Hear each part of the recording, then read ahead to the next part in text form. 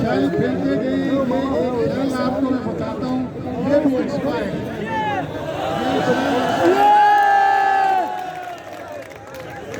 ये जिस गोली से फायर हमारे ऊपर किया गया है, ये गोलियां हमारे पास मौजूद हैं।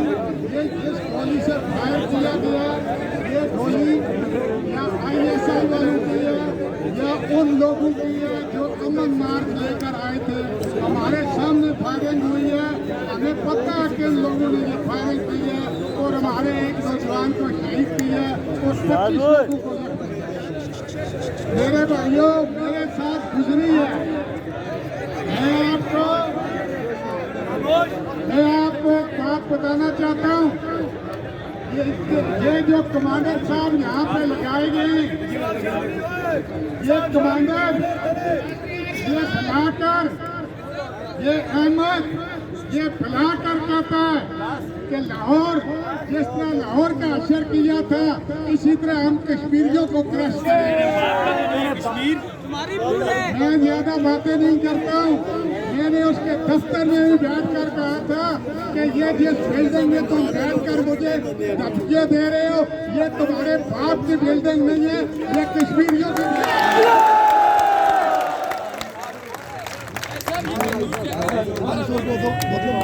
ये कारतूस भी देख लें, हमारे पास बहुत से सबूत मौजूद है। ये कारतूस जो है ये भी देख लें। मेरे भाइयों ये बताओ, हमारा 29 तारीख का पुरअमन प्रोग्राम था तो इंतजामिया ने अमन रैली क्यों निकालने की इजाजत दी? अमन रैली यही होती है जो थी पाकिस्तान का अफरा तफरी फैलानी।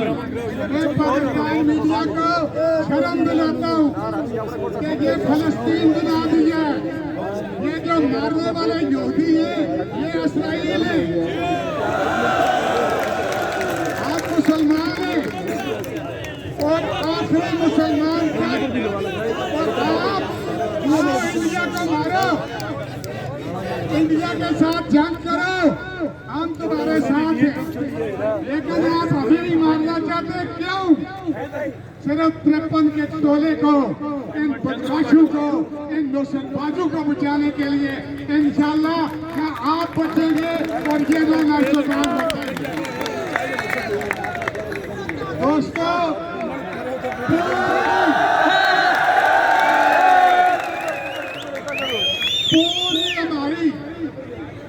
पूरे हमारे एहतजाज में एक आदमी के पास भी असला नहीं था।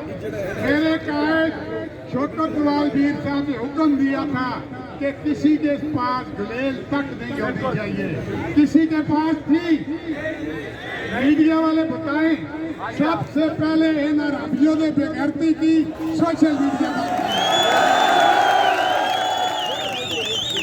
मैं इस कमांडर को बताना चाहता हूं कि अगर मेरे कायद, मेरे कोर कमेटी के मेंबर किसी का बाल भी टेढ़ा हुआ, खुदा की कसम तो जिंदा यहाँ से नहीं।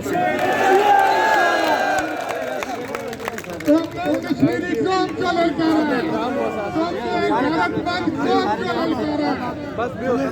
मैं ये मुतालबा करता हूँ, शायद शौकत वीर साहब मेरे मुतालबे की तारीफ न करें कि जब तक हम अपने शहीद की बॉडी नहीं लेकर जाएंगे, जब तक 302 की FIR अनवार अल हक इन बदमाशों के खिलाफ और इस कमांडर के खिलाफ नहीं काटी जाएगी।